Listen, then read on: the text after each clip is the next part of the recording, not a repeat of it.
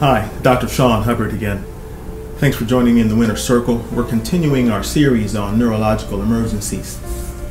So far, we saw somebody who is about 36 years old, a lady with increased weakness in her lower extremities, starting from her ankles and going up.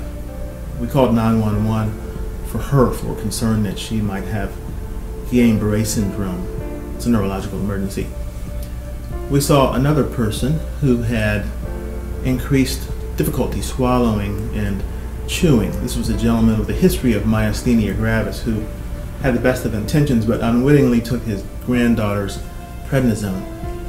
He became worse and we became concerned that he was having a myasthenia gravis crisis. So we called 911 for him appropriately. The next person was an elderly lady with a history of breast cancer who was well treated with chemo and radiation, but now she was having increased weakness getting up and down the stairs. But she was having difficulty controlling her bladder as well.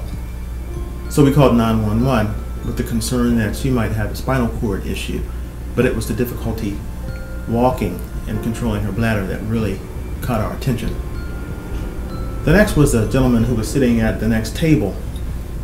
He passed out and had a convulsion lasting greater than 3 minutes, and so we became concerned that his seizure was starting to turn into status epilepticus, a neurological emergency. We called 911. Are you ready for another neurological emergency? Imagine this. You're at your local grocery store and there's a lady in front of you. She appears to be about 45 or 50. Suddenly, while paying, she passes out and has difficulty moving one side. What do you think? Call 911. Sounds like she's having a stroke. A stroke is when one of those arteries either gets blocked or breaks. A lot of times people have a history of high blood pressure or tobacco dependence. But at that time, when the emergency is happening, the best choice is to call 911 because there are therapies that can be given, special surgeries that should take place if they occur at the right time.